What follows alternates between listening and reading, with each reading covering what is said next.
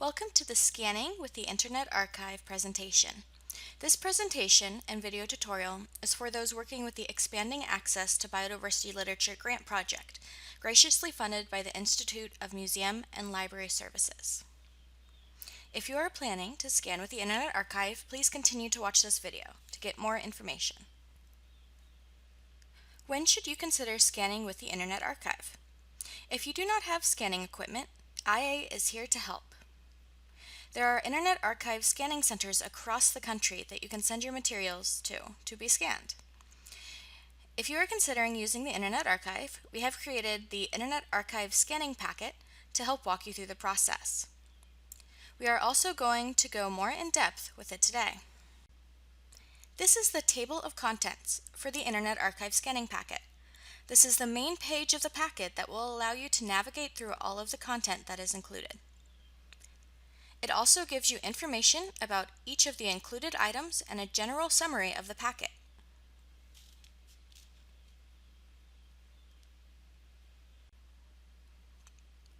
This is the first item on the table of contents.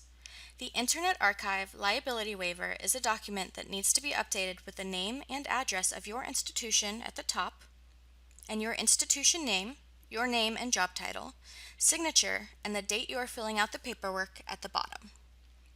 Then please scan the document and return it to me at mlewis@nybg.org.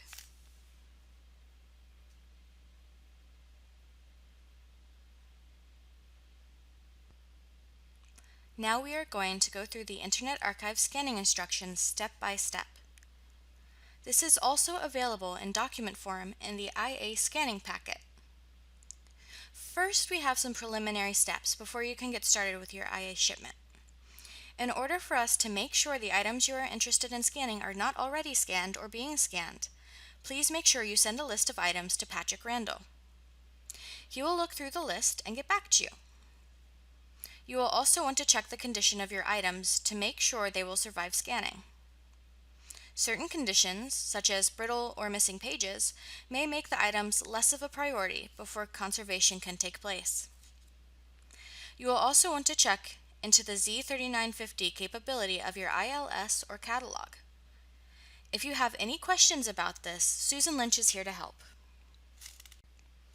Here are some important notes before you get started. First, do not include items outside the grant project in your shipment. This makes it less complicated for both us at EABL and our contacts at the Internet Archive.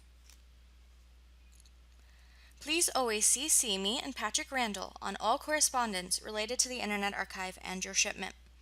This keeps us in the loop and able to help with every step of the project.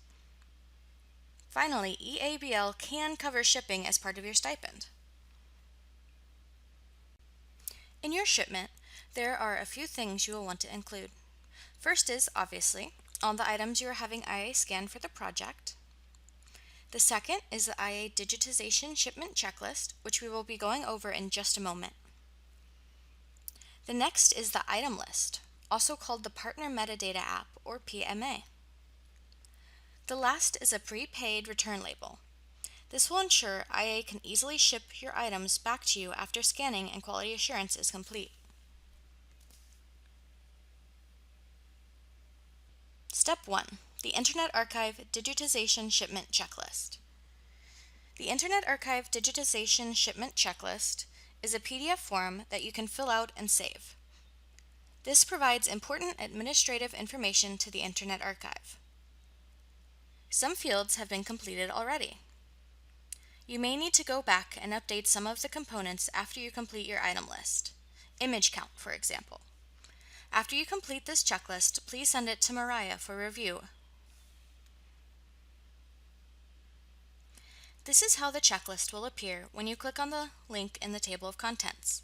Let's take a look at it together. First, we will want to download it so we can fill it out.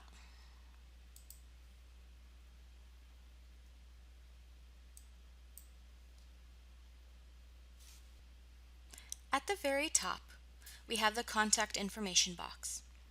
Partner name and invoicing information is filled out. Please fill out the other boxes with your contact information. The proposed shipment date is a general estimate that can be updated after talking with the Internet Archive and determining a good shipment date. The due date is primarily before the end of the EABL grant, but this will be worked out when you start working with myself and Patrick.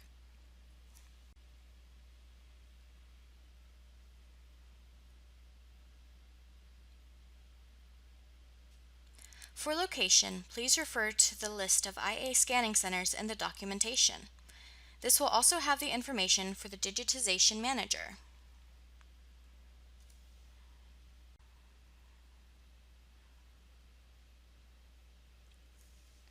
Description of materials is something you may have to update as you complete your item list. Please attempt to get the page image count as close as possible. This includes covers and blank pages. Pricing and sponsor have been filled out and do not need to be updated.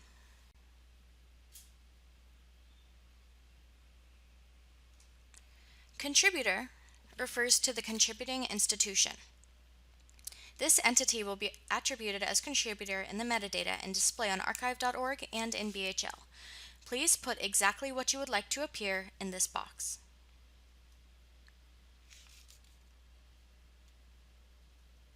Collections refers to the collection string.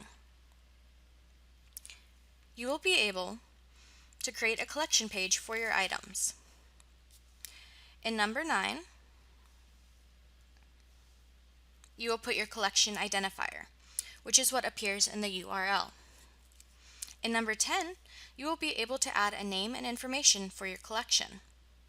You are also able to email Internet Archive a logo for your collection when you send them all of your paperwork. Finally, number 11 refers to the document name of the item list.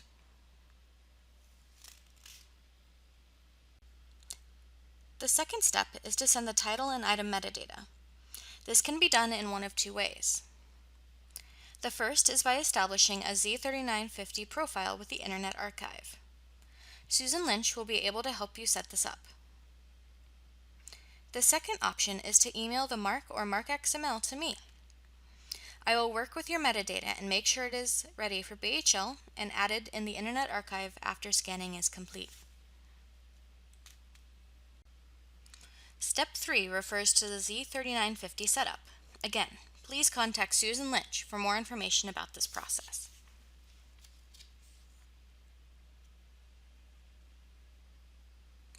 Step 4 is about MARC records. If you don't have the ability to set up a Z3950 pool, please follow this step. If you have MARC records, email them to me, and I will do the rest. If you are unable to provide MARC or MARC-XML, I will work with you to create the needed records.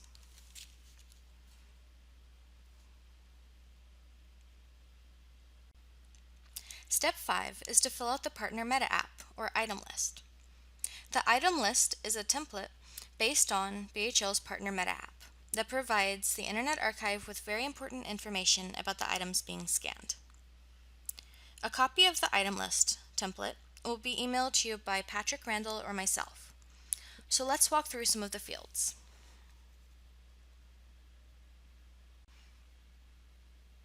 This is what the spreadsheet will look like if you pull it up from the table of contents. Again, let's download it and check it out.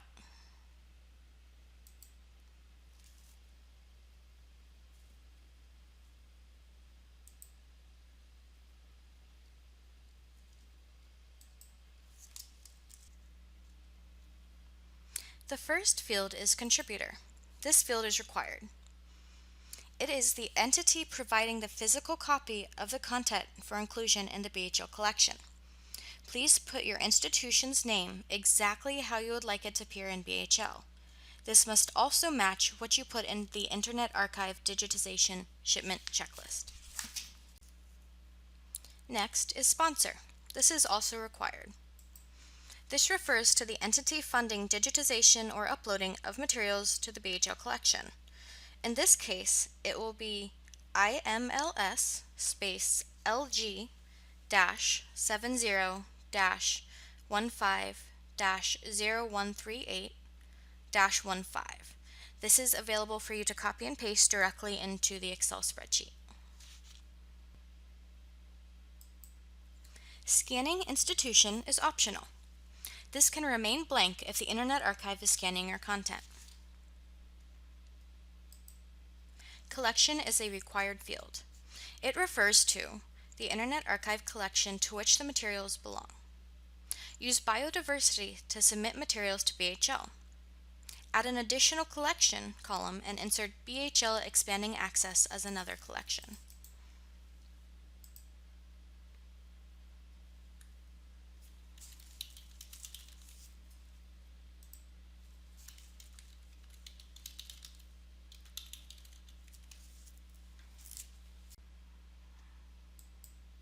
Identifier does not need to be filled out. It is the unique identifier assigned by the Internet Archive to the scanned object. Search ID is only required if you are using the Z3950 protocol. It is going to be the bibliographic identifier for the title record from your institution's catalog. Title is required. The Internet Archive likes to have title information for reference purposes only. Data entered into this field does not get ingested into BHL.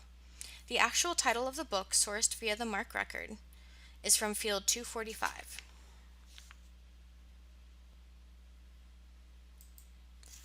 Volume information is required if applicable. Standard bibliographic descriptions apply if the item is part of a serial. Please use standard BHL enumeration and chronology when filling this field out. Year is required. It is the volume-specific 4-digit year or year range of publication.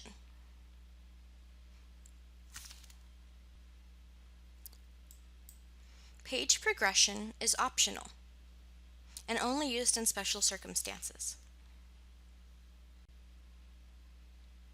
Next is possible copyright status. This field is required. Please follow the copyright metadata guidelines when filling this field out.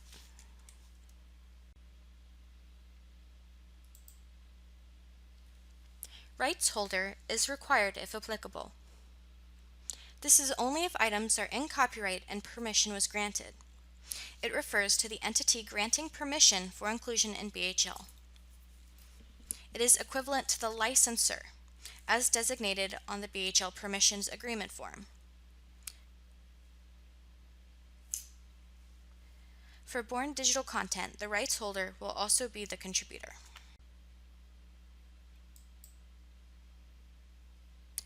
The license URL is required if applicable. Please follow the copyright metadata guidelines.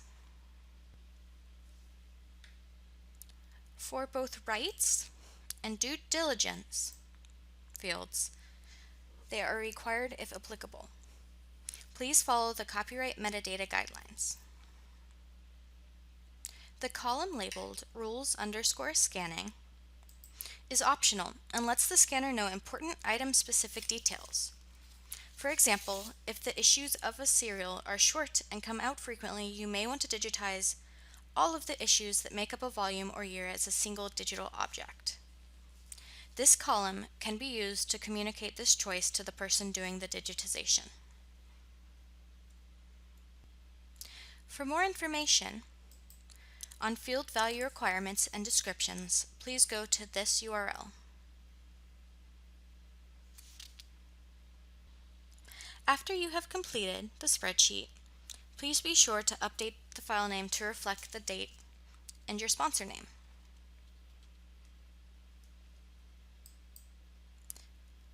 Please also save as a CSV.